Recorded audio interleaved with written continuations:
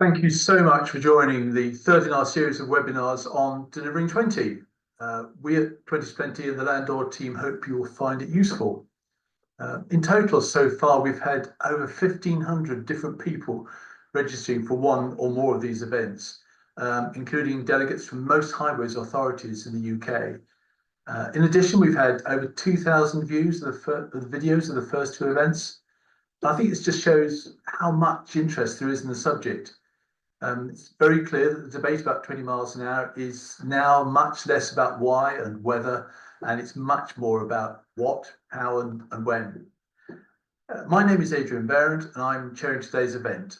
I'm part of the 2020 team.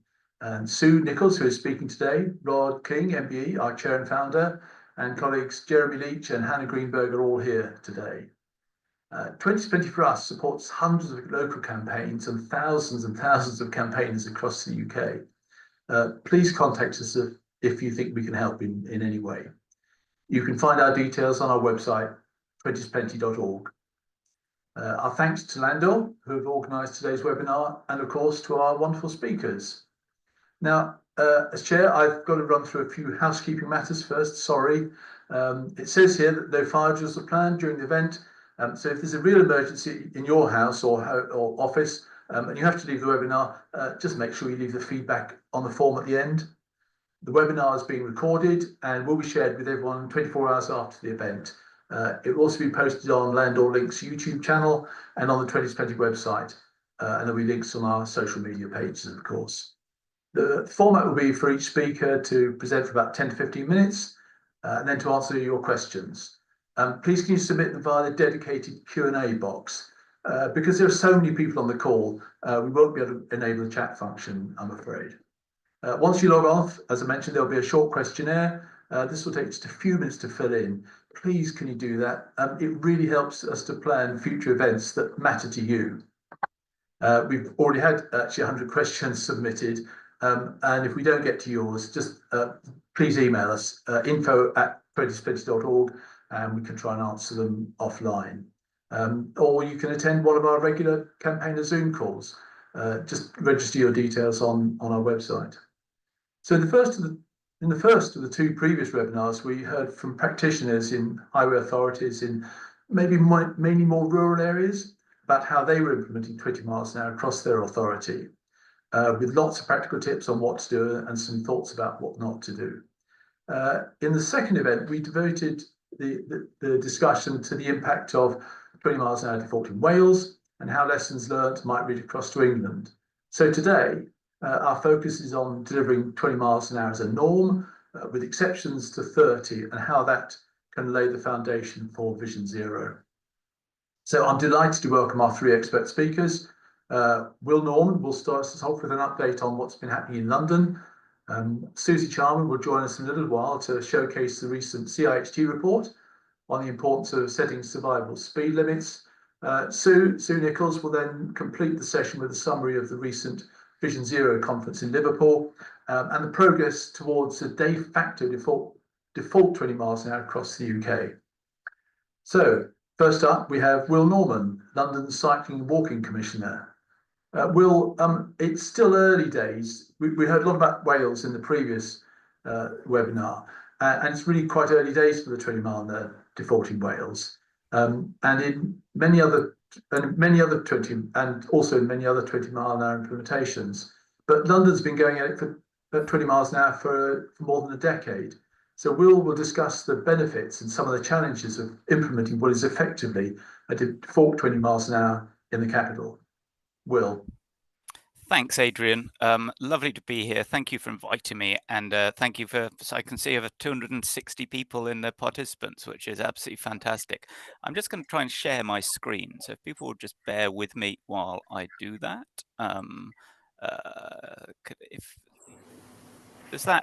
Would someone mind confirming that works? I'll just speak and let me know if it's not moving on. So yes, my name's Will Norman. I'm London's Walking and Cycling Commissioner.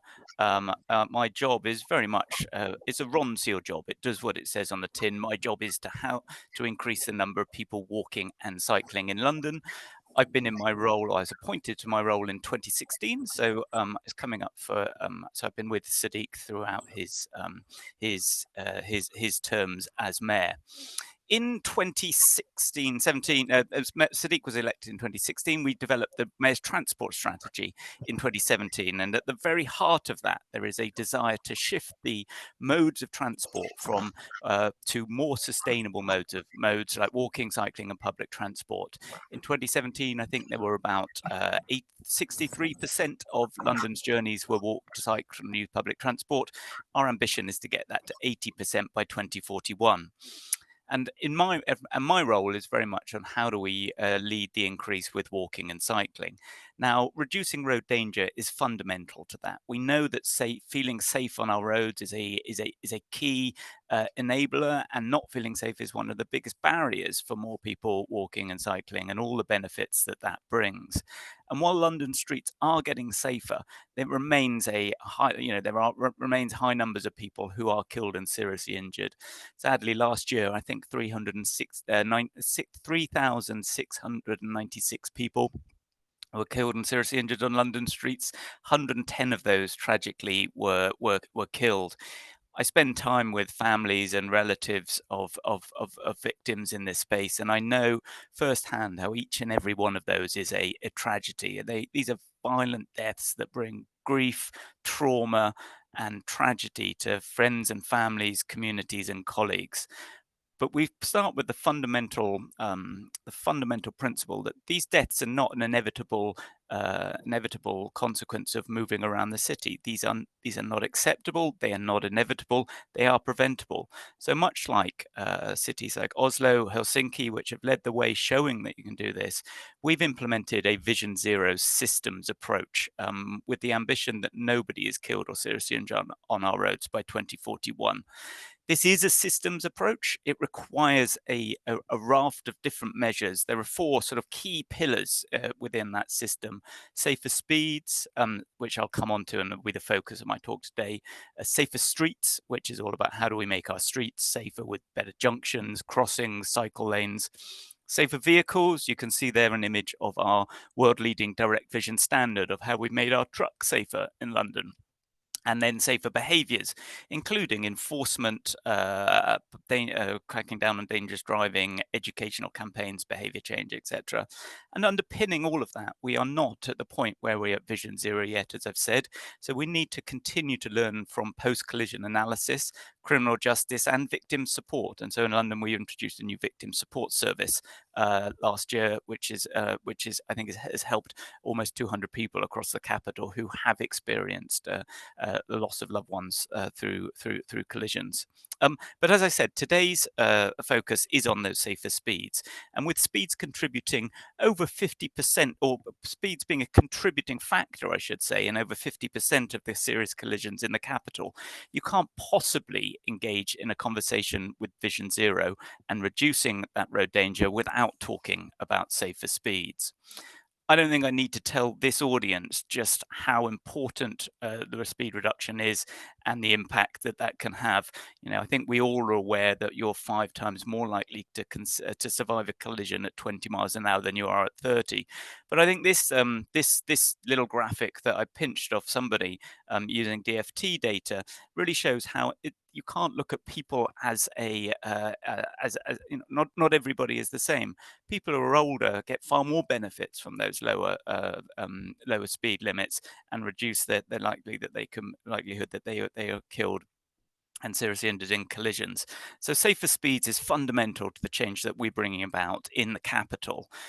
London has over 14,000 kilometres of roads, and you can see, as Adrian pointed out, we've been working at this for some time. This was the map which I inherited in 2016, the green is the 20 mile an hour roads. I think about between 27-28% of London's roads were 20 miles an hour at that point.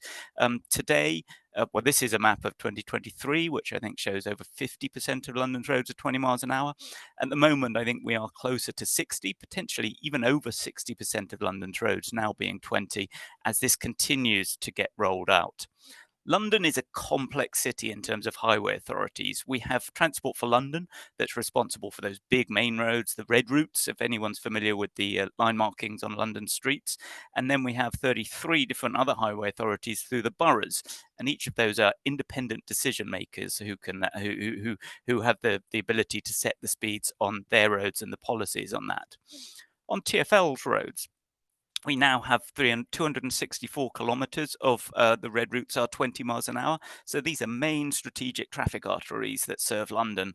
And we are continuing to roll out those 20 mile an hour zones and reducing speeds on some of the other roads. It's not just, I don't see this as just about 20. This is also about reducing the speed limits to safer speeds on some of the other roads. So we've gone from 50 to 40 or 50 to 30 on some of the big arterial roads where appropriate. But 20 miles an hour really is is what we want, particularly in those roads where people have access to them and vulnerable road users are using them. As I said, the boroughs are fundamental to delivering any change in London through the political makeup of the city. We have 33 different boroughs across the city, and I think 20 of those boroughs now have this stated intent for 20 miles an hour, and they're delivering that in a mixture of default 20s, so therefore looking at every road as a default 20 and the exception being 30. But some of the boroughs have taken an approach whereby they are 20 mile an hour zones and specific schemes. Again, we've just announced an investment program of a further £87 million over the next year for more safety measures on London streets. That will include, and that does include, the further rollout of 20 miles an hour across that road network. So with these changes that have happened in London, and as Adrian said, we've been doing this for some time, we can now begin to actually see not just the modeled impact, not just the initial data that's coming out of this. We're beginning to see the real hard evidence of how successful 20 miles an hour is in London. On the TfL roads, we've seen a 25% fall in KSIs on those roads. And in some cases, that's for particular instances, for example, collisions with pedestrians, we've seen a 63% fall in collisions with pedestrians. Recently, we commissioned a really significant study, which I think, as far as I know, is one of the best in class, for those borough roads. Now, that's taken a time period essentially from 1989 to 2013. That is the same methodology. The Stats 19 data that we've used didn't change in its collection or definitions over that period. And we took 150 schemes across London, taking data from 3 years before the implementation of those schemes and 3 years after the implementation of those 150 schemes. That showed that we've seen 40% fewer deaths on those versus a 7% on the background drop on similar roads where no speed had been changed. That's a 40% fewer deaths. For kids, that was a 75% fall in deaths and 50% fewer kids being hurt. Now, in virtually any situation, policy context, you would buy, there's not many places where you would say no to a 40% reduction in deaths in any setting. So I think this work definitively proves that 20 miles an hour is saving lives, and there are people walking around this city today who are only doing so thanks to the hard work for those boroughs and TfL and the politicians and teams that have delivered that.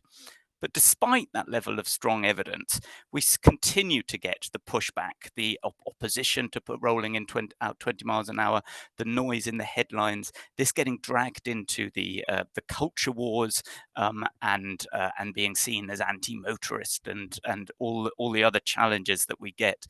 So one of the key efforts that we've been doing is trying to collect that data, to do some myth busting, to bust those myths. Well, 20 miles an hour is unpopular. Well, that isn't true. In London, 78% of residents are in favour. They agree that 20 miles an hour is the right speed for the area in which they live.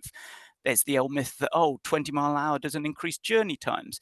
It has a really negligible impact on journey times. It essentially gets you in London. If you go over 20, you can get to the next set of traffic lights slightly earlier. But the overall journey time for most of the day, most of the night is not affected. The idea that 20 miles an hour has an impact on air pollution. Again, we've got the data that busts that myth, and we continue to push that out because we need to continue to tackle the backlash against this. When I was talking to Adrian a bit about forward, so we've clearly demonstrated this, it's working, it's rolling out. But the particular take, given the fact how many roads we've got and the cost of doing this, the approach that we've taken with all our schemes has been to change the speed limits and the signs and lines rather than the engineering works on the roads themselves. What we've done is roll out the speed limit changes and then identify the hotspots and put in engineering interventions where there are those hotspots, rather than waiting all that time to roll out engineering measures across the network. The other piece that has been fundamental is our partnership with the Metropolitan Police, absolutely essential. We have increased the capacity for the Met for their enforcement activities. In 2016, there were 286,000 enforcement actions taken. We built and paid for the capacity within the Met to deliver more of that, to build the capacity up to 1 million offences. Now, I don't want to issue 1 million speeding tickets. In fact, I don't want to issue any. I'd like everybody to adhere to that limit. But we have got that enforcement program. And I think last year in 2024, we issued about 970,000 speeding tickets.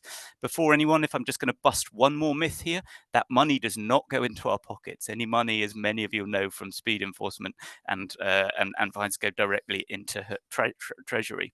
We do have challenges on enforcement and the rollout of enforcement cameras, particularly around the adoption of the new technologies that we would most desperately want to roll out. With the advancements of artificial intelligence and camera technologies, we're being held up by the approvals process implemented by the Home Office that is restricting our ability to use the most modern technology to bring in the fairest and most important life-saving enforcement activities. So that's something we are talking to government about. But enforcement doesn't just need to be in terms of policing, cameras, and those interventions. We're also looking at measures of how we enforce those speed limits through just activity. All our new buses being rolled out in London are not just zero emission at the tailpipe. They also have the automated speed limiters in there. That ISA technology means that the buses are adhering to the speed limits for the most part on that on that map. And once you've got a bus doing 20 miles an hour, those other cars begin to follow suit. So we have the physical enforcement, or the sort of technical enforcement, and the law-based enforcement with our partnership with the Met.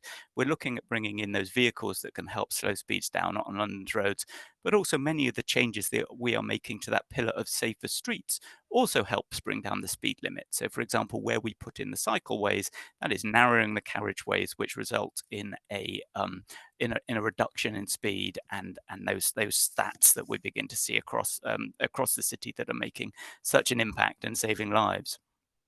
I was going to I wanted to take a moment in this speak just to sort of reflect, having been doing this job for 9 years, what I think some of the key ingredients for change are in this space. And I think without everybody will agree that political leadership is absolutely essential. We need those political leaders committed to taking the brave decisions, having the backbone to stand up against some of the backlash that's inevitability, and obviously bring the funding that is required to make those changes happen. We have to have the technical expertise to roll this out, both in terms of the changes that happen on our roads, but also in the enforcement and everything else. So all the teams within the borough highways departments and on the street are fundamental. But often, I think the third pillar, which I see as absolutely essential, is the role of campaigning communities.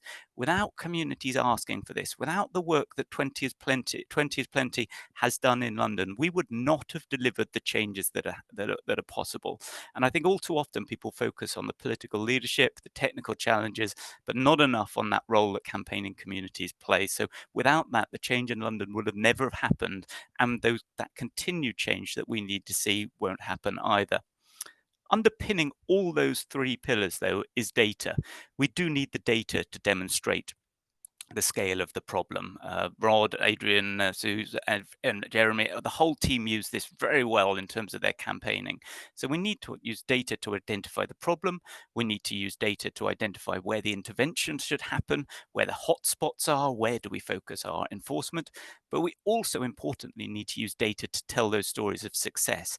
to chart the impact, to show to the politicians that actually their bravery, their commitment to this was justified and their decisions have saved lives. We need to share that data with campaigners so that they can use this as much as possible and bring that into those campaigns for new areas to get those benefits. The data is fundamental for that technical expertise. So political leadership, which brings finance, technical expertise, campaigning communities underpinned by data is, I think, my recipe for how we actually change the city and make it safer in that way. We're doing that in London. We made it, this was the front page of the London Standard, the Evening Standard, now the London Standard, when it was a print edition. This one really genuinely made me proud that we are now beginning to see London as a 20-mile-an-hour city. And as I said, that change has only been possible due to the hard work of so many people, both at a TfL level, a borough level, politicians and technical expertise, the partnership with the Metropolitan Police, and most importantly, the campaigners and those communities who have campaigned and fought so hard over such a long period of time to see this happen. So I would like to say a massive thank you to them. We understand that we are not there yet. We have some long way to go. 20 miles an hour and safer speeds won't solve the entire challenge of Vision Zero. That's why we need to look at a safer system. But as Adrian alluded to, and as the title of this session makes very clear, 20 miles an hour safer speeds is the absolute foundation for bringing down that suffering, that needless trauma that is being affected on so many people in the UK on a weekly basis. Thank you very much, and very happy to take questions. I will stop sharing my screen if I can, I think. Thank you, Will. That's fantastic, and it's great to hear that the progress that is being made in London. I was always told, with all sorts of things, economic or social or whatever, things which start in London. So things in this country tend to start in London, and then they spread out across the rest of the country. And I think we've seen that with 20 miles an hour, which started, I think, sort of in Islington and in Portsmouth, and then it's just really spreading out from the centre out further out. Will, we've had questions in about the lesson from Wales, yes, particularly concerning the fact that it's only 1 year of data, and so it's still too early to tell the full effect of 20 miles an hour. And I think Sue's going to talk a bit more later about what that latest data is. But from your experience in London, what can we expect in the longer term? So are casualty reductions which you see initially, are they a flash in the pan, or can they be sustained? So some people do seem to say that, well, this is just what's the initial year, there's an uplift because of the news and the change. Actually, I don't think that is the case. I think that the data that we've presented that really spans that time gap from the 1980s to 2013, over that time period, is higher. Yeah, it is significantly higher. And I think that, and I'm positive that will continue. The good news will continue as 20 miles an hour is increasingly seen as the norm for urban driving. Things might have started in Islington and Portsmouth, but the more cities across the UK that start putting in that as the default and the norm will change behaviour. Because obviously drivers, if I'm driving, I don't just drive in London where I live. If I go and visit my parents in my mother-in-law in Kent, I'm driving there. Even where there aren't 20 miles an hour zones, as a driver that's got used to 20 miles an hour, I'm reducing my speed in those areas because it now feels wrong to drive at 30. I just don't, in an urban environment, it just feels completely the wrong speed. So I'm optimistic that time will continue to drive down the number of people who are actually killed and seriously injured on the roads where you implement the speed limits. But it's also about the geographical expansion. Every area that adds to this will have a cumulative effect, so the sum is of a much greater total than its whole. What's that phrase? You know the one I mean about Sum is greater than the parts. That's exactly what I mean. Well, I mean, your point about you get used to it is exactly my experience. And in fact, interestingly, I had a conversation only just the end of last week with a town in the Lake District, where the town clerk was saying to them that they have a lot of Scottish visitors, and the Scottish visitors were saying to them, "So why isn't it 20 miles an hour here? 30 miles an hour seems terribly fast. We've got to readjust our driving speeds." And it's very interesting. I suppose it's a bit like when you come off the motorway. You're driving at 70 and you slow all the way down to, you slow down to sort of 40 and you feel like you're crawling along. It's the Yeah, same thing if you get used to 30, 20 miles an hour seems slow. If you're used to 20, 30 miles an hour, for me, actually seems far too fast in I many. agree. But I think we do need to embrace more technology to accelerate that. Pardon the pun. And we don't want to, accelerate the change. Yeah, accelerate the 20 becoming the normal. Because if you look at the role of automatic speed limiters on cars, the role I mentioned the buses when I was just talking of how you can use other vehicles to set the norm. Individuals can play a role in this by adhering to 20 in a city. They are setting the norm. It is hard to overtake in a city, but it sets that normality, and so we can use technology better. I would love to see the government adopt within the vehicle regulations in this country more emphasis on those automatic speeding adaptations, so that people, some people speed without meaning to, they drift over. But actually, if we can see those changes within the technology that we know that works, it works elsewhere, we can see the data, how can we get that involved? So those ongoing conversations with the Department of Transport and other colleagues are absolutely essential, so that our overall, that we're using every tool that we've got available to us to improve that and save lives.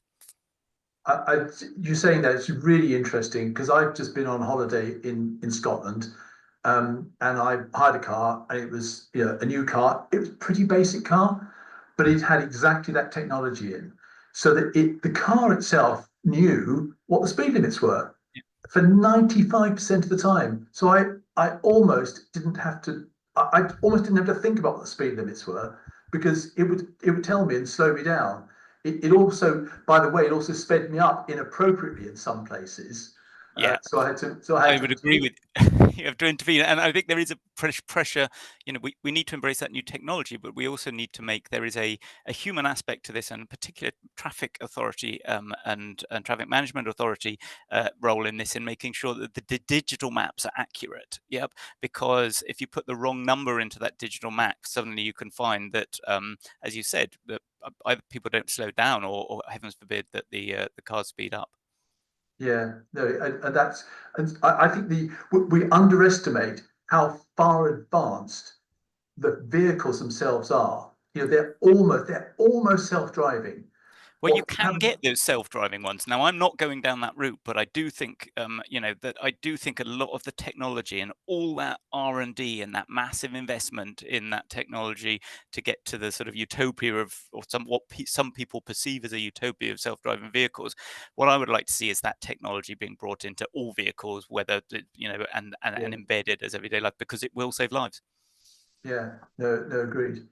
Um, Well, when 20 miles an hour was introduced in Edinburgh, one of the observations we had from one of the senior police officers was that they observed calmer and steadier driving after 20 miles an hour had been introduced. And so what he was saying was, well, journey times, as you highlighted, journey times are almost unaffected because you simply get to the back of the next queue slightly sooner or later. Um, but actually people accelerating and braking less, and therefore that has an impact, not just on driver behaviour and casualties and so on, but on emissions as well. Have you seen any of that, or what's your perspective on that? Well, I think that's true. I have seen data which demonstrates that, where you actually take, there has been and I haven't got the study to hand, but I can share it with you later, that demonstrates that actually that smoother driving in an urban environment at lower speeds does reduce emissions. So this idea that, the myths that get played back at me are that, oh, well, modern cars aren't designed for doing 20. That's absolute nonsense. A car is designed to drive whatever speed you want to drive this car at. And any car can stick to 20. And the idea that trundling around at 20 miles an hour is causing more emissions is absolutely not true, because you're not putting that strain on the engine. You're not doing that acceleration. So it brings the safety benefits. It doesn't impact on journey time, and the acceleration makes it reduce it, and the lack of acceleration and braking, because remember, emissions are not only from the tailpipe, they are also from the brake pads and those particulate based emissions from tires and brake wear. are particularly dangerous for people's health. So, that I think that is part of the argument that we haven't quite got to yet, and we haven't quite got that level of research. And I go back to my point on data, because I'm convinced that the less use of brakes and the points that you made will have a wider benefit on public health as well. I would just caveat, though, Adrian, I think just in the fairness of balance, clearly at sort of times of the day where sort of 3-4 o'clock in the morning, there might be a slight increase in journey times where you haven't got that queue to the next that next junction. So I'm often asked, well, why don't you make 20 miles an hour just a timed thing, so it isn't happening at that time? But actually, we know that collisions are far more likely to happen at night. We're not going to go down a route of dynamic speed changing. That confuses the issue.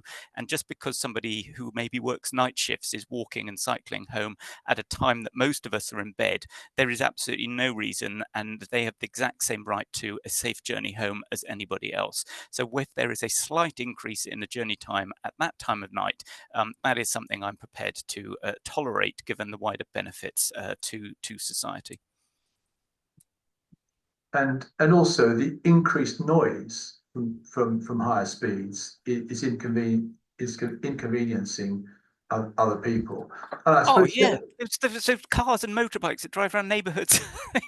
We actually have. There's a couple of boroughs in London that now have. We've got speed cameras, but we've actually got they're noise cameras. So they detect decibels, and then they actually take photos of the number plates, and the AMPR kicks in where those noise levels are broken. Because there are certain neighbourhoods you can have one person sort of driving around in some souped-up car or motorbike around a neighbourhood that can have a big detriment on people's well-being and health by interrupted sleep. Yeah, and that sounds good. I quite like that round near me, I have to confess. I mean, I suppose the other point related to that is that 99% of journeys, are done between 6 in the morning and 10 at night. So, the fact that a tiny number of journeys are impacted is pretty not is it's a price you have to pay, I guess. And let's be honest, there is often there is less traffic, so those journeys will be shorter. Will be a shorter time than the equivalent journey in the middle of the day, irrespective of the speed limit. I wanted to ask you on a slight a related subject around national government, Will, and that's about sort of the DFT guidance. I know that in some highway authorities, we've had a question in about this. Officials and councillors are saying they can't introduce 20 miles an hour because the national guidance from the DFT makes it too expensive. So for example, we know that the guidance is based on data that's nearly 20 years old now, and it completely underestimates the speed reduction benefits from signed only 20 miles an hour. I mean, do you think that changing the guidance would help, or has it hindered you? Some of that guidance is, as you said, out of date, and I think so some of the great work that's been done in Wales, in boroughs in London, other cities around the world, really shows that needs to be updated and facilitate the change faster. You talked about I think the data, when we've talked about this before, haven't we? Is probably twice. The benefits are probably twice that in terms of speed reduction that's actually documented in the DFT guidance, and I think this is where you've got real world data demonstrating that model data is often conservative in its nature by the nature of that model, and what we're seeing is the impact is way more significant. But I think the other piece that is a challenge, I touched it on in my talk, is the idea that that all roads and all limits need to be self-enforcing on the roads. We've got, as I said, we've got 14,000 kilometres of roads in London. To change those from an engineering perspective, whether that's chicanes, narrowing, speed bumps, more crossings, that would, all of those measures would be desirable, but the sheer cost and time and of rolling that out would mean that there would no way near be it. We would never get to where we're at now, not in my entire lifetime, given the constraints around budgets. So I do strongly believe the argument should be setting the default for 20, understanding what that means, then carefully monitoring that, collecting that data, and then targeting the interventions where those hotspots are. And they are needed in places. They need to be done with sensitivity. We've had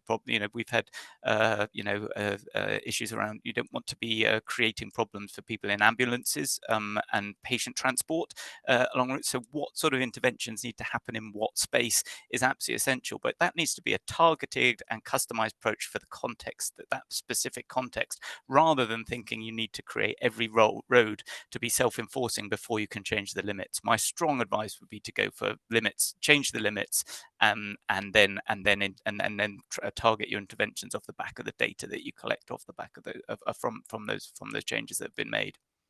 That sounds good. And I think there's an increasing move to do that. But you've been able to do that. I mean, even with the DFT guidance as it stands, you've been able to say, we want to introduce 20 miles an hour wide areas as far, most cost effectively as we possibly can.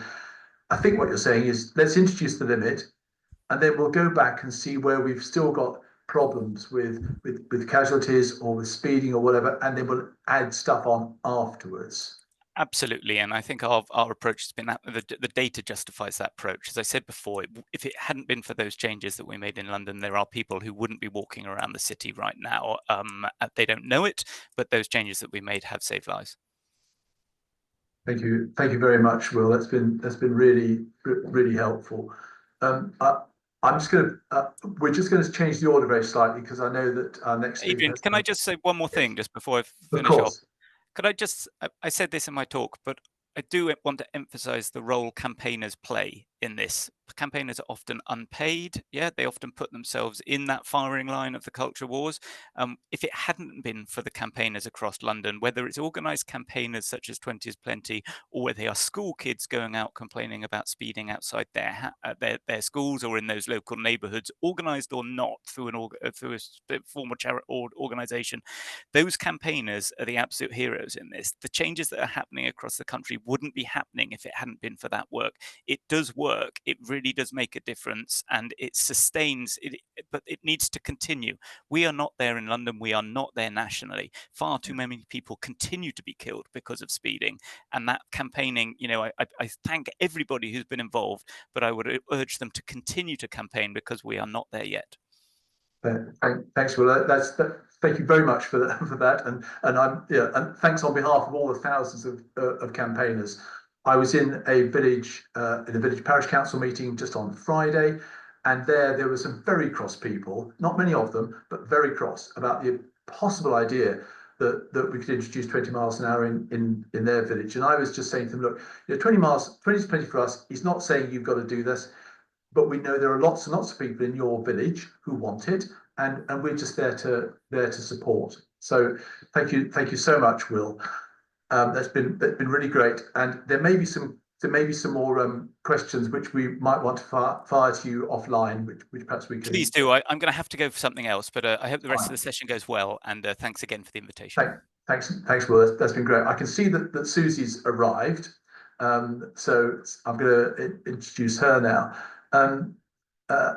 Suzy Charman is the Executive Director for the Road Safety Foundation, and she's arrived in the new time to showcase the CIHT report, Progressing the UK Towards Safe System Implementation.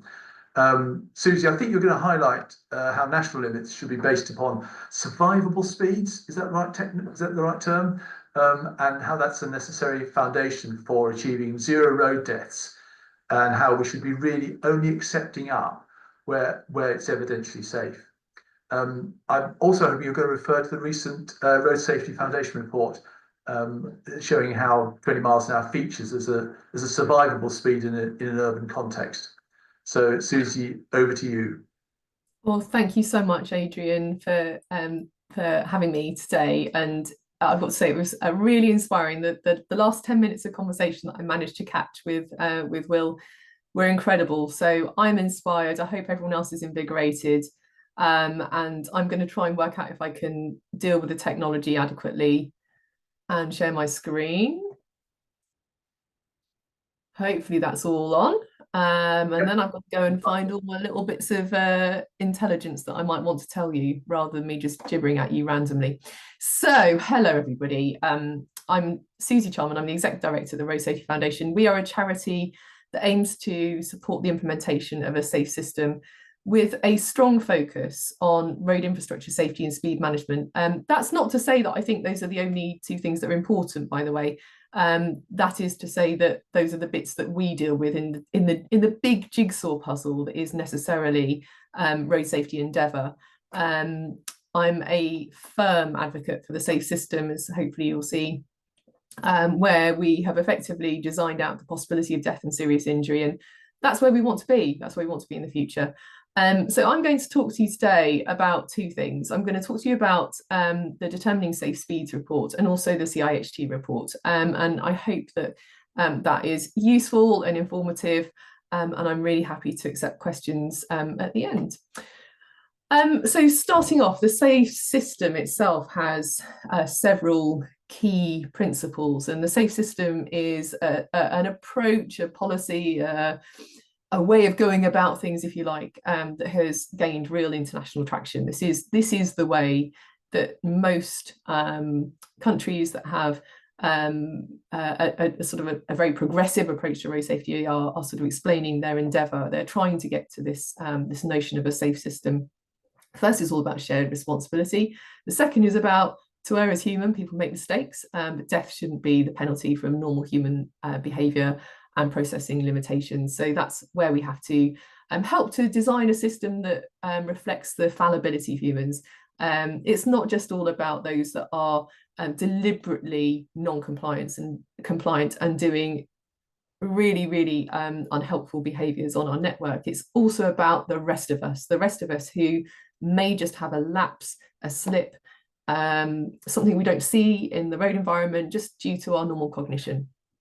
So humans are ultimately fallible. And because humans are fallible, we have to look at this next key principle. And this is the one that I'm going to focus in on as part of this talk. So the human body has limited physical ability to tolerate crash forces.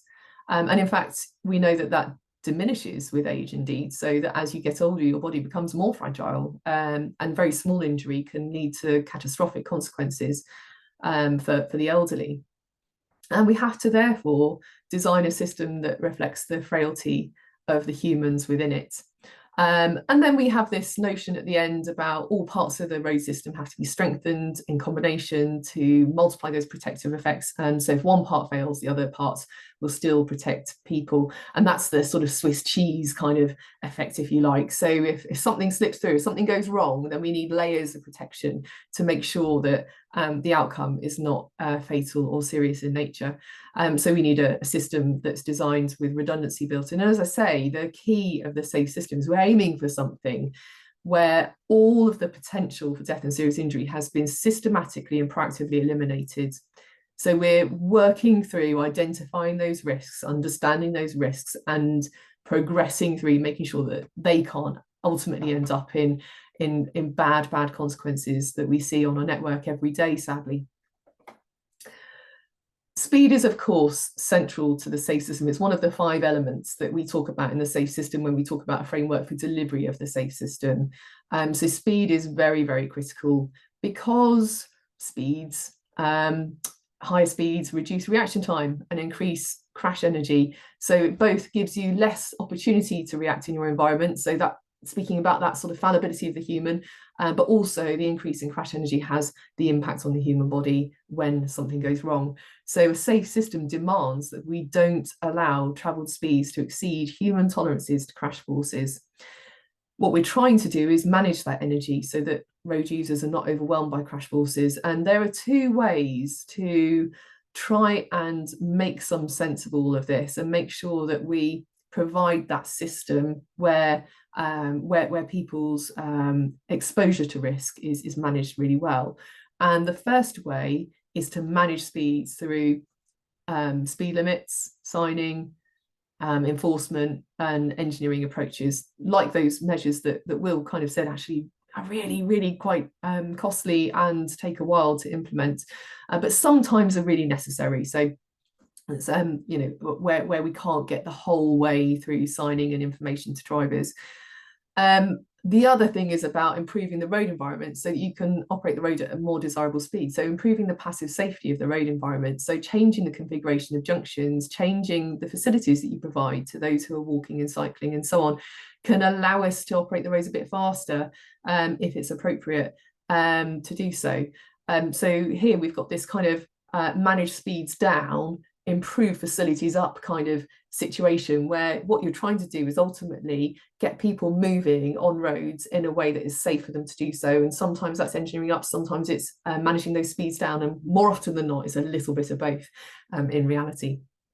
So what we're looking for is a reimagined system designed around the human needs that can ensure collisions remain survivable and increase user confidence and comfort, because it's not just about those that are killed or seriously injured, it's also about those that don't use the road network because it feels so uncomfortable to them that they can't get out, and then they miss out on society, they miss out on education.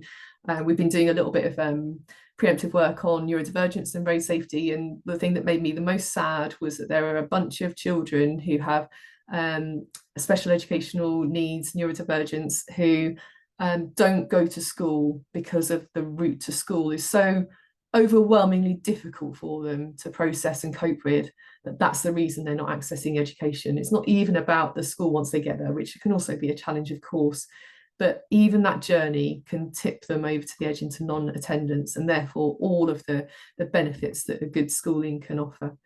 So yes, it's not just about those who are out there being killed or seriously injured at the moment, it's about those who are at home who don't want to go out because it's too difficult. We hear that also amongst the elderly as well. So it's about making that system a whole lot better for all of those reasons. Speed matters because small changes mean big rewards. So here's a couple of key stats. So 1 mile per hour change in speeds leads to a 5% change in crashes. 1 kilometre per hour change in speed leads to an 8% change in fatalities. We're talking about very, very small changes being incredibly impactful. Of course, that's what we're seeing in the data now, isn't it? So this should be no surprise to you. But there's been this thinking out for quite a long time where we can actually document that if everybody across the whole of the United Kingdom just drove 1 kilometre per hour more slowly than they currently do, we'd expect to see an 8% change in fatalities. And I think that's an astonishing thing. Of course, when we change speed limits, we typically see a 2 or 3, maybe a little bit more mile per hour change for a 10 mile per hour speed limit reduction. So actually you can gain enormous benefits from just changing speed limits, as has already been said. So what we set out to do with this particular research was to make sense of in-depth survivability research, basically so practitioners don't have to, because it's really, really complicated. So what we needed to do was to reach a consensus view with experts about what safe means, but also then evidence-based safe speed definitions for different collision types and road types. And I've put the mugshots of all of those lovely experts that helped us with this work up on the screen, because these people are the ones with the real brains. We're just trying to translate what they've come up with into stuff that we can all understand more readily. So we've got Jess Truong and Johan Standroth from Lostniga. So Johan's Swedish. You'll be aware that, of course, loads of work on this sort of stuff has happened in Sweden. Jess is Australian. She's done her PhD on this topic recently and has collated a whole bunch of information. You've got Joe Carroll from Autoliv, Rich Kierden from TRL, and then a gang from Loughborough University who are fantastic. And these people, I've got to say, spending a day in a room with these people was a real treat, because their understanding of collision dynamics and survivability was second to none. The place that we started off was this particular work by Ramberg in 2005 as part of a PhD thesis. These curves show the survivability of different crash types at different speeds. On the x-axis, we've got the risk of being fatally injured.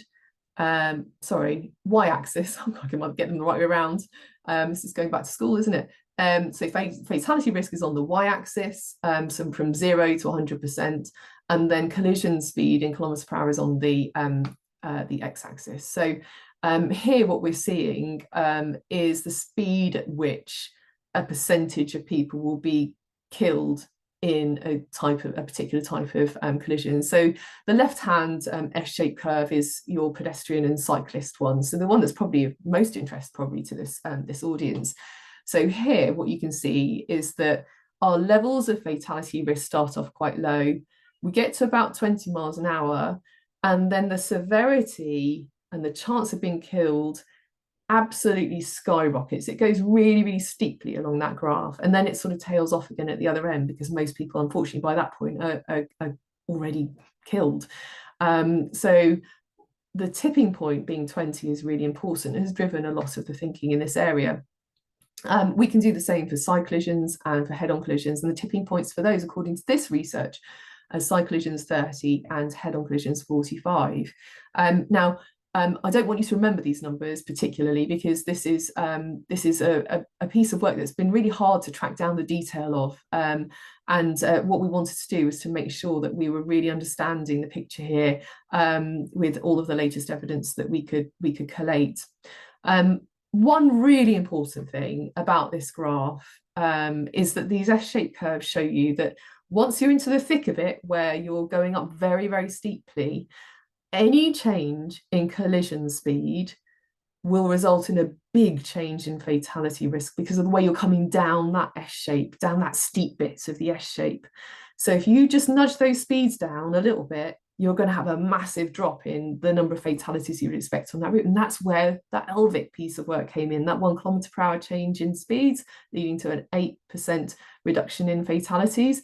That's why, because we're creeping down that steep bit of the chart, if you like. So really, really important to remember that bit. Now, the survivability research is a nightmare, and I'm ever so grateful that I've got a colleague, Brian Lawson, who has more of an attention span for this sort of thing than I do, because it is enormously challenging to interpret. And the reasons for this are, there's several. So the first thing is that all of the research that we look at is going to be a bit old, because you're looking back at historical collisions that have happened on the network.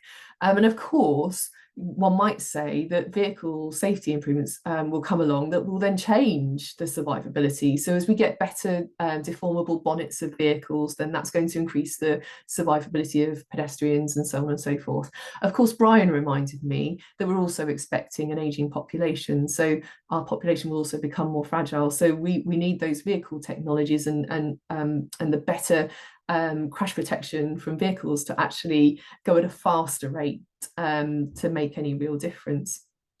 You have to decide what your threshold of acceptance is, and this is where we get very, very uncomfortable, and it feels horrible thinking about this. When you're talking about safe, are you thinking about 10% killed, 10% life-changing injury, 10% serious injury? Are you talking 20%, 30%? What kind of level are we satisfied with in terms of that threshold of acceptance? And then we get into the nitty-gritty of when you look at the papers that we've looked at. It's like comparing apples and pears. 10% of what? Is it 10% of all collisions, 10% of all injury collisions? We've got very different vehicle fleets in different parts of the world. So the European vehicle fleet, Germany and Sweden and so on, is a bit more closer to our vehicle fleet. Actually, the US has a completely different kind of vehicle fleet. So we can't take as much credibility from the research originating from the US. And same with Australia. Apparently they're all driving around in utes and stuff, according to neighbours. So they're very, very different vehicle fleets. So we've got to make sure that we've got vehicle fleets that are actually representative of our own. We have different time periods, so some of it's older, some of it's newer, and of course there are improvements in vehicle safety standards along the way. And then we have this nightmare of delta V, which is the change in velocity, impact speed, closing speed, or operational speeds. And honestly, you can get yourself in a right old muddle. I'm not going to try and explain what all of those are. Most of the studies, but not all, of course, so that makes them difficult to compare, exclude rollovers and unbelted people and weird angles and side swipes of pedestrians. So they'll include in their data set a collision that's been a sort of a right angle collision with a pedestrian, but not the ones that are glancing, which can be equally lethal actually, because of the angles that the pedestrian is struck at and how they fall to the floor and so on. So there's all sorts of stuff that isn't included. With the head-on collisions, it's got to be a perfectly matched two vehicles meeting, completely matched, no offset, to be included in some of the papers. So you can see that there are all sorts of things to overcome. So thankfully, Brian was able to digest and understand some of those. And then just relating back to that, what's an acceptable level of risk for a safe system? This information comes from a paper from America. So for the reasons that I've already explained, I wouldn't expect you to think about those numbers as being particularly important. But what it does illustrate is that you could say, well, I'll have an impact speed for head-on collisions of 20. That's going to leave me with a 1% serious injury risk. Or I could go for 30, which give me 10%, or I could go for 50, which give me 50%, or I could go for 60, which give me a 90%. You know, you've got to decide what you're willing to tolerate within your system. Actually, you can't just say, I'm going to tolerate no risk of death and serious injury, because you have weird things that happen at the tail end of those in-depth collision investigation kind of data sets, the random things, the things where, you know, somebody is just tripped and fooled and they will break a bone, or just spurious weird things. So actually you have to set your threshold somewhere along that curve. So it means that even when you're talking about the safe speeds that we're going to talk about in a moment, we're still saying that we would agree that a 10% serious or fatal injury would be a reasonable ambition on a road to delivery of a safe system. It's not ideal, and I don't like thinking about tolerating 10% because that's still people, but that's where we set that threshold for those that are going on that journey towards a safe system. And of course, in an ideal world, we'd be talking about deaths and life-changing injury. As it happens, the injury classifications that we use are not very well aligned to life-changing. Serious includes a whole lot of stuff, from broken fingers to paralysis, you know, really broad range of types of injury, but it doesn't include some of the head injuries that really are life-changing, so they would be recorded as slight. So there's a real difficulty with navigating that space when we would ideally like to talk about death and life-changing injury. So we've had to stick at serious injury, and we've stuck at 10%.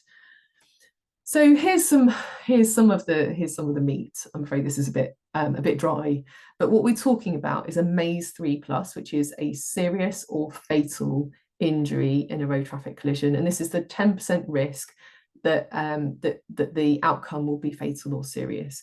And here, what we've got is Jurovic and Truong suggesting an impact speed of 20 kilometers per hour. That is approximately 12 miles per hour. That is much slower than 20, actually, you'll note. Luber et al. Suggest an impact speed of 29 kilometers per hour, approximately 18 miles per hour. So probably about right then for 20.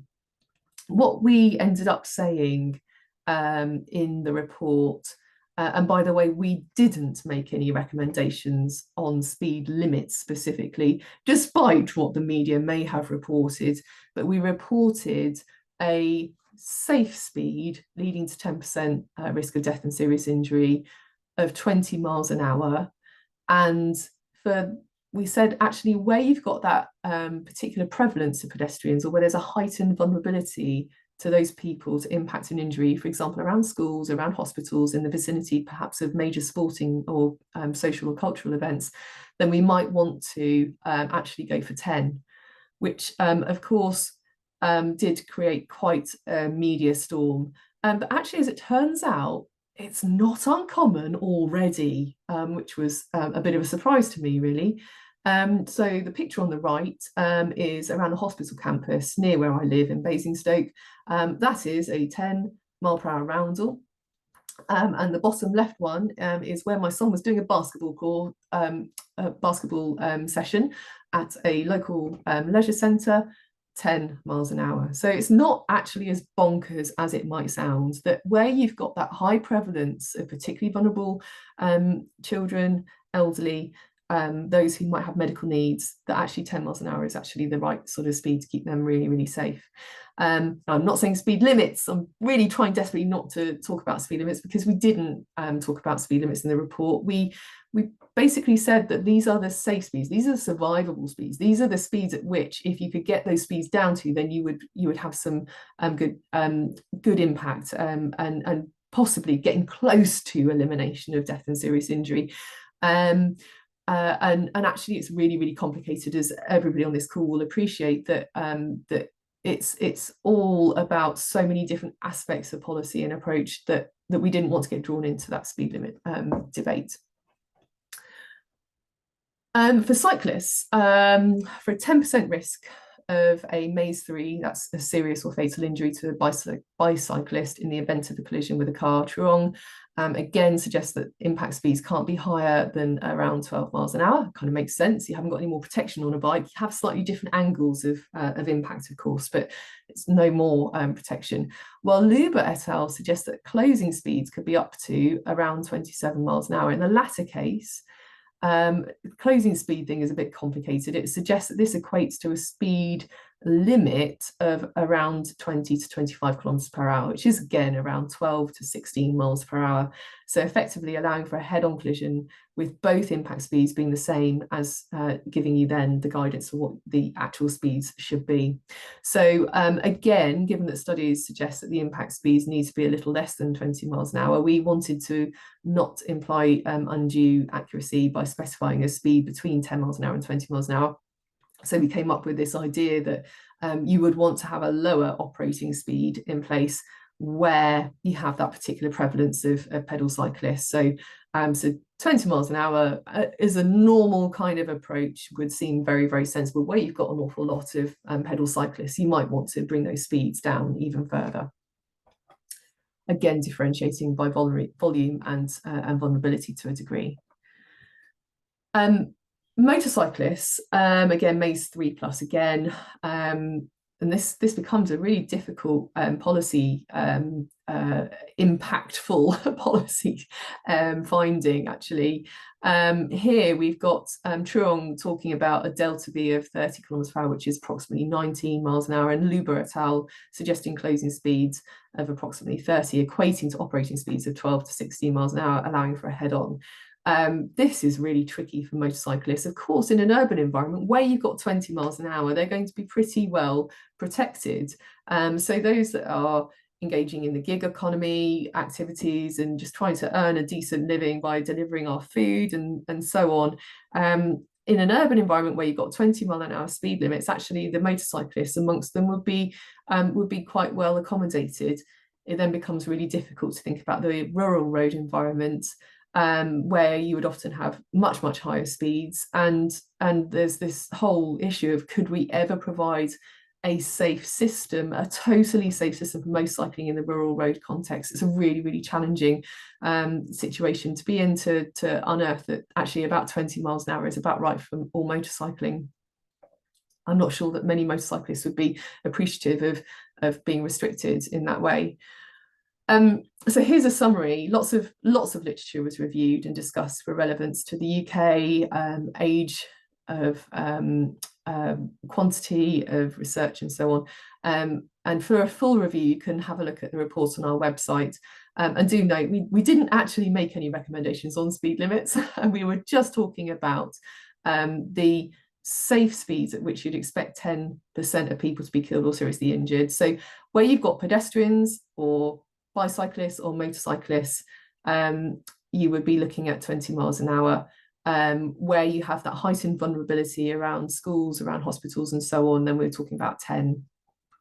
It then becomes a bit more challenging, because we're then looking at the rural road environment. Of course, you've made great progress in the urban environment. Actually, the rural road environment is really, really difficult, because here we're talking about 30 miles an hour being the speed at which a head-on collision should expected to then result in 10% of people being killed or seriously injured, and the same for side impacts as well that would happen at T-junctions.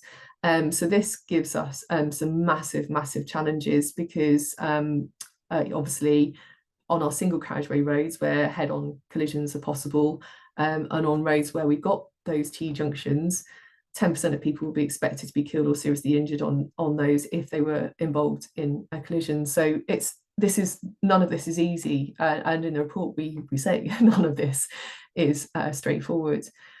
What we did do, though, is agree that those working towards a safe system should aim for operating speeds where no more than 10% of collisions result in death or serious injury.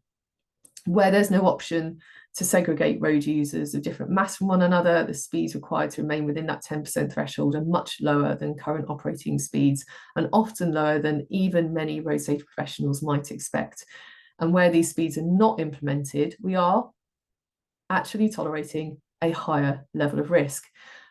We were talking about working towards, and the safe system being something that is maybe a 20 or 30-year horizon away. So we're talking about making that progress towards, rather than changing everything tomorrow to those speeds, because even we can see that that's really, really difficult, particularly for those rural roads.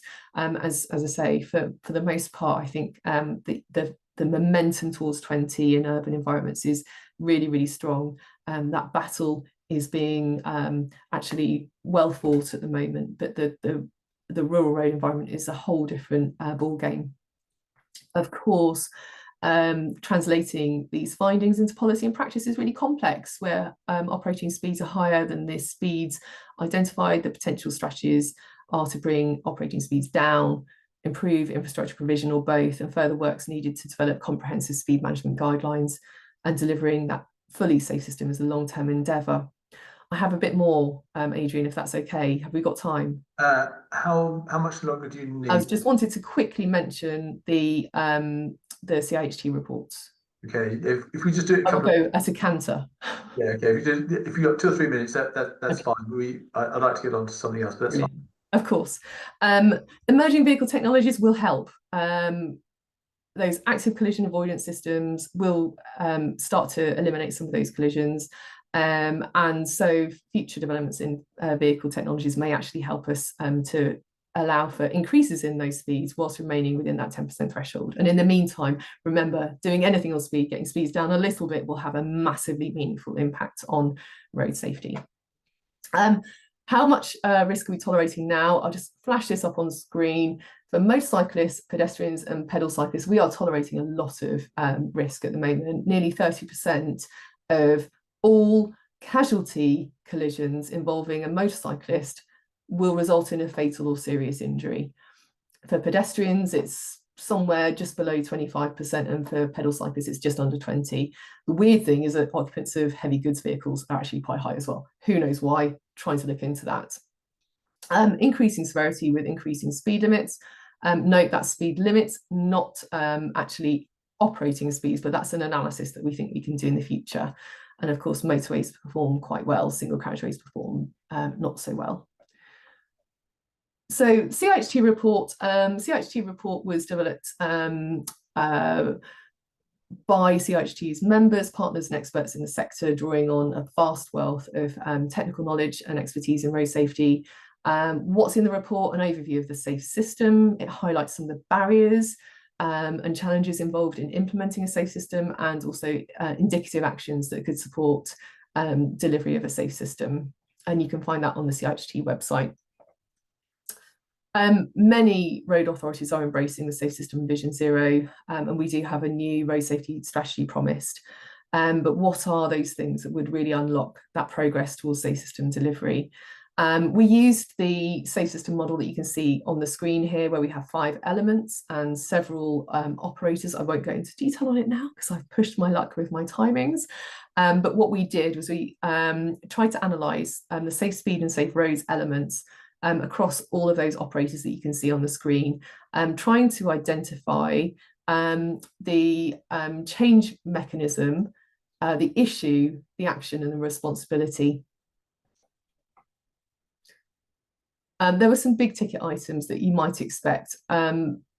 Strategy with indicators. There's things on general safety regulations on vehicle technologies that we think would be really impactful and marry in really well with speed and with road infrastructure. In particular, ISA is involved in that, the intelligent speed assistance technologies. and some other little bits and bobs. But again, I'm going to move on rather swiftly because I think we want to get to the relevant areas quite quickly. We talked about the alignment of UK policy, legislation, guidance and standards for long-term change and embedding these with the safe system at their heart, and that includes design standards, revision of national speed limits and setting local speed limits, the way that we do transport appraisal, and the emphasis is often on journey time rather than on safety because of the way that we appraise schemes. And if anybody has interest in that, do ping me a question about that. And we obviously also need capacity building and monitoring and evaluation. The report calls for the UK government to work with devolved governments and road authorities to ensure that speed limits and guidance on setting speed limits are better aligned with survivable speeds. Moving from setting speed limits based on 85th percentile speeds to setting speed limits according to safe speeds, as per the OECD 2006 report. So what we noted, of course, is that national speed limits don't align well with survivable speeds, particularly on single carriageway roads where we have a 60-mile-an-hour national speed limit, where this is far in excess of the survivable speeds for head-on crashes and run-off road crashes and side impact crashes at T-junctions and crossroads. Some of those legacy dual carriageway roads as well, where there are gaps for turning manoeuvres and poor quality roadside protection. And of course, roads where there are or should be people walking or cycling. And of course, I always try in our work at the Road Safety Foundation to not just think about providing facilities for those who are there and are unfortunately being harmed now, but also where they ought to be able to be as well.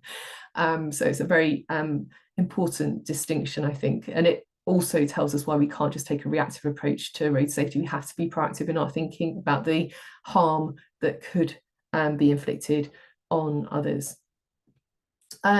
So again, with the actions, we were talking about aligning national speed limits to more survivable speeds, starting with a lower national speed limit and exceptioning up where safety has been assessed and provisions have been made for the road to operate at higher speed. So in terms of those national speed limits, of course, I would be 100% behind 20 miles an hour as the default urban speed limit. And then, of course, if there is a good reason for that road to operate at 30, i.e. there are completely segregated facilities, everything's working perfectly, then we could allow that to be 30 and still maintain that level of safety that we desire. And of course, in the rural road environment, we would also be arguing for a similar situation where we would be starting low and where you can show that you've done that risk assessment, where that those risks have been understood, where we really do understand that residual risk that will be present, and that we've managed those as far as we can and adequately, then you might then allow that road to operate at a higher speed. Of course, that's primarily in the gift of DfT, Welsh Government, Transport Scotland, Department for Infrastructure.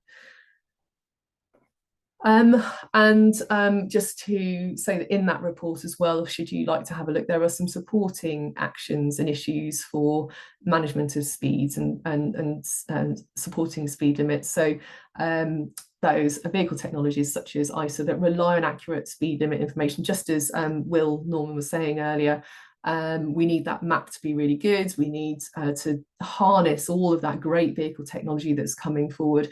Otherwise, we will still end up with poor compliance levels.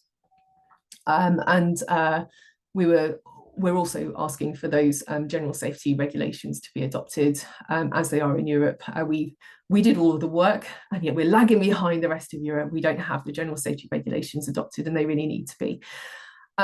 So I think that whistle-stop tours me to the end of the presentation, but of course those two reports are there available to you to have a look at in more detail. CIHT report is obviously on the CIHT website, and our report is on our website, and yeah, would love to see if there are any questions. Adrian. Thank you very much, Suzy. What I'm actually going to do is I'm just going to go straight to Sue. Oh, sure, of course.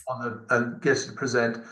She's got a few slides to present, and then if we might just have time for a couple of questions just at the end. So we'll hand straight over to Sue if that's all right. Thanks, Adrian. Sorry for taking up too much time. Okay, thank you. Can I have the next slide, please, and the next one? I'm going to start off by giving a brief, hello by the way, I'm going to start off by giving a brief summary of the Liverpool 2020 Vision Zero conference that took place in May, and then a run through of some of the where and whys of 2020, including an update from Wales. Next slide, please. So the first ever Vision Zero 2020 conference brought together over 200 delegates and speakers representing a range of stakeholders, from road safety and active travel campaigners to behavioural psychologists, from local police authorities to European transport safety experts and local highway authority councillors and officers. Next slide, please. And here are a few takeaways from the conference. It was clear that a comprehensive Vision Zero safe system approach is the most effective way to tackle the impact of speeding and road danger in local communities, and not merely as a mission statement or aspiration to reduce the numbers of killed and seriously injured, but a means to eliminate death and serious injury completely from our roads. Reducing car dominance in local communities is crucial, not only to reduce road danger, but to improve livability. And as Rod King alluded to in his address, communities are ahead of local authorities and police in understanding the impact of speed on people's lives.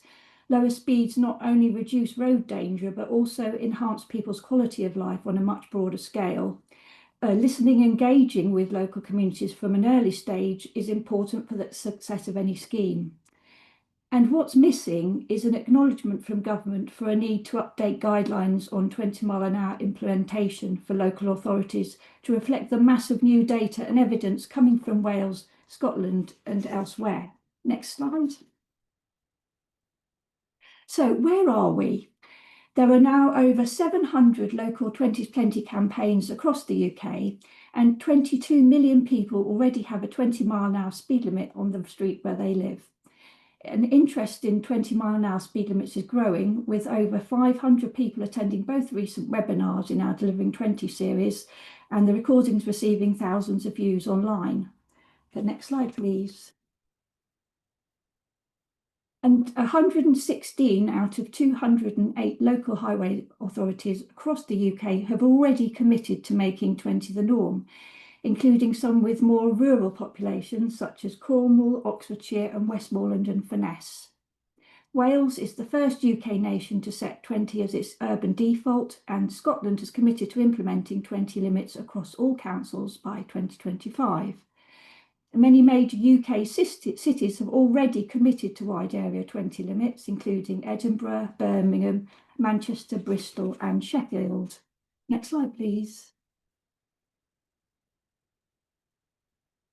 So looking to Wales, there is no change to the national urban default 20-mile-an-hour policy implemented in September 23.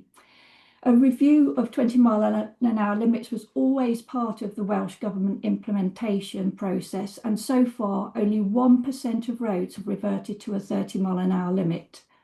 In fact, a number of Welsh local authorities who have already carried out their review process have made no exceptions, including Denbighshire, Ceredigion, Monmouthshire and Powys. Next slide, please. So, and year-on-year casualty data shows that since the implementation in Wales, there have been 630 fewer casualties of all types. This also equates to a cost saving of £44 million, and we estimate that this is a 37% casualty reduction on roads that changed from 30 to 20. Next slide, please. Yeah, thanks. So why 20? Well, 20-mile-an-hour limits have wide-ranging benefits for everyone, from vulnerable road users to drivers, residents to local businesses. There are the obvious benefits of slower speed, which mean reduced road danger, fewer collisions and casualty reductions. But lower limits also increase the levels of active travel for local journeys, including enabling more children to walk, wheel and cycle to school. This not only sees a reduction in the number of cars on the road, but also benefits the local economy. Better access to walking and cycling means people visit local shops more often and spend more than those who decide to drive. Next slide, please. Reducing your speed to 20 means that there's more time to think, slow down and brake to avoid a collision. Pedestrians and other vulnerable road users also have more time to react to avoid harm. 20-mile-an-hour limits typically see a reduction of 20 to 25% in those killed and seriously injured on our roads. Next slide.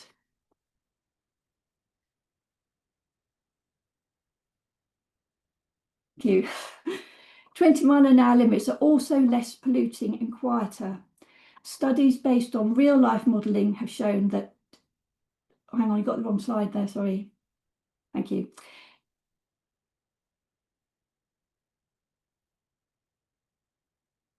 That one here. So 20-mile-an-hour streets, less polluting and quieter. Studies based on real-life modelling have shown that CO2 and nitrogen oxide emissions from motor vehicles are 33% higher on 30-mile-an-hour roads compared to those with a 20 limit. Lower limits also help reduce the damaging effects of air pollution. Continued exposure to noise pollution also has a significant impact on physical and mental health and can lead to sleep disturbance, cardiovascular disease and cognitive impairment in children. Reducing speeds to 20 sees a reduction of 3 decibels compared to 30 limits, and that's the equivalent of halving perceived noise. Next slide, please. Thank you. For drivers, lower speeds can mean improved traffic flow with reduced braking and acceleration, leading to smoother journeys, as we've heard from Will before in his presentation. Less queuing at junctions with little impact on overall journey times. And there are also financial benefits for more efficient energy use, leading to lower fuel consumption. As a result of 20-mile-an-hour implementation in Wales, motor insurers eSure have reported a 20% drop in claims for car collisions there, which has already translated into lower insurance premiums for drivers. eSure have also stated that if the default limit were to be extended across the UK, it could translate into an average £50 annual reduction in driver policies and a massive total saving of £1.4 billion. Next slide, please. And despite the war on motorists, rhetoric that you so often see in the press and on social media, 20-mile-an-hour limits are generally well liked by the public, as you can see from this survey. And surveys repeatedly show a popularity rating of around 70% in favour of 20 mile an hour, and support often increases in communities after implementation. Next slide, please. So what about police commitment to 20 mile an hour limits? As you can see from these examples, many local police authorities are supporting 20 mile an hour implementation. In Wales, after initial scepticism, police are now fully on board. Their education and engagement strategy included the temporary suspension of 20 mile an hour enforcement following implementation to allow drivers to adjust to the new limit. And as Will mentioned in his presentation, in London, the Metropolitan now have enforcement powers to issue up to 1 million speeding tickets a year to help reduce casualties and increase speed limit compliance. And as we learned in Liverpool at the conference, Merseyside Police now have a dedicated roads policing chief inspector, and reductions in the number of killed and seriously injured on their roads is a key performance indicator. They've also doubled the number of speeding tickets issued, including 20 mile an hour roads. Next slide, please. So to summarise, 20 mile an hour speed limits are the foundation on which to build thriving, livable streets with reduced car dominance, improved safety and vision zero, greater freedom of movement and better transport choices for all. Thank you. Thank you very much, Sue. That's really good. Great to hear what was happening at in Liverpool, and some of the benefits which we're seeing in Wales and elsewhere. Yeah. I mean, one of the questions actually I was going to ask Suzy was about cars, about the new vehicles, because I think I said earlier to Will that I've just come back from a holiday in the Western Isles actually, but I had hired a fairly standard new car, and for 90% of the time, actually, even on the rural roads, the car knew the speed limits. It could see the bends. It knew where the junctions were, and actually, I found this really helpful. So I think that we're not, as far as the vehicle technology is concerned, we're almost there. It's the roads which aren't there, and I just wonder whether as to your point about how can we digitize the roads, so which we should be able to do relatively quickly, I would have thought, to accept the vehicles on all roads, not just urban roads. Yeah, Adrian, you're quite right. The vehicle technology is making great bounds, and some of the progress in technology is stifled because we don't really have the appetite for vehicles that will automatically limit us to the speed limit, which is a shame, because I, for one, would love that in my vehicle. I would love to be able to just be confident that I wasn't breaking the law, because I want to keep to the speed limit law. But there is a perception, of course, that is going to have an impact on my personal freedoms and so on, which means that politically it's a bit difficult for progress to be made there. But you're quite right. The vehicle technologies that are there now, the advisory systems, so the ones that aren't limiting you but are just advising you, are filtering through into the vehicle fleet very nicely. Despite us not having signed up to the general safety regulations, they are coming through, but they won't always come through, and they won't always come through in a way that is optimal for us.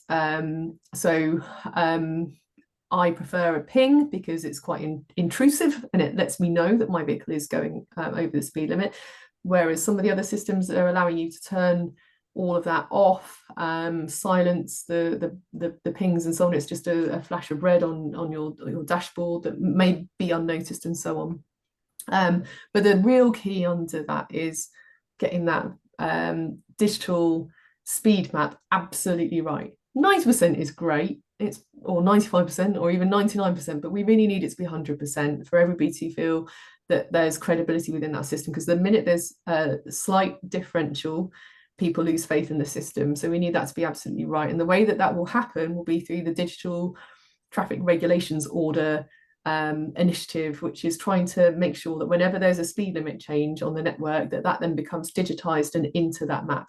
Yeah, that is the way that we're ultimately going to deliver it. And I'm aware that there are some local authorities who are working very hard on that. And I suppose that leads into the other question is, I think that's something that's national government could help with, to encourage local authorities to digitise their maps. And we can presumably share how that's done, because there's lots of shared software which could be used there. But that sort of leads me on to I think the last question really, which is about the national guidance. And I just wanted 1 minute, or 30 seconds from each of you on whether we think that now is the time to change the national default speed, or do we actually just need to change the guidance a bit to make it easier for local authorities to roll it out? Do you want to go first, Suzy, then I'll Sue?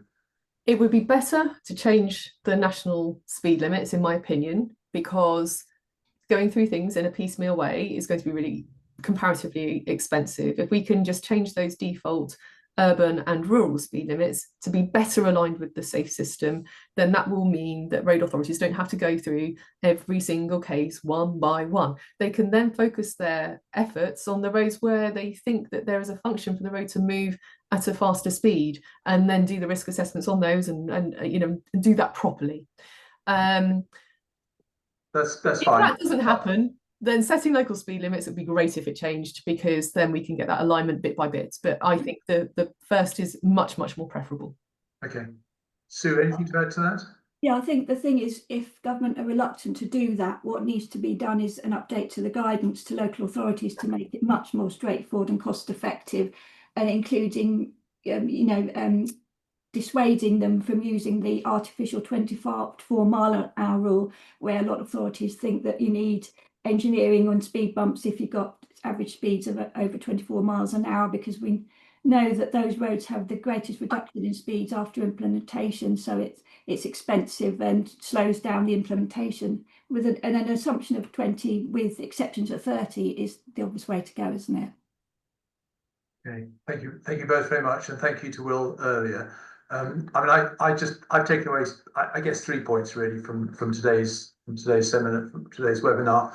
I mean, my experience about holidaying in Scotland in a car, just tells me that the urgency of digitising our roads it's really absolutely top thing we need to do, and that would help everybody. I found it really helpful to be driving in a car which could pretty much know what the speed limits were, and that was really good. So we know the vehicle technology is there. We just need the road technology to catch up. We also heard, we've heard about how Vision Zero is gaining traction across the country, and actually you can't do Vision Zero without 20 miles an hour in urban settings and in village centres and so on. So if maybe a takeaway is, if your local authority has a Vision Zero objective and is not yet implementing 20 miles an hour, maybe you can ask them why not.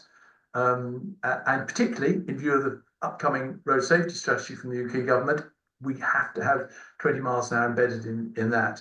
And I suppose the third point really is that if we're not going to get the national default, as Sue and Suzy have both said, then we've got to change the guidance on 20 miles an hour. So everybody knows, this data is based on data from 2007, 2008, 2009, and based on a very small number of schemes, often with lots of road engineering in them. So it's just not relevant to the schemes which are going in today. So it's now 2 o'clock. I promised we'd finish at 2 o'clock. Please, just one last thing. If when you log off, please, will you complete the feedback form? That really helps us. So until the next time, thank you very much and goodbye.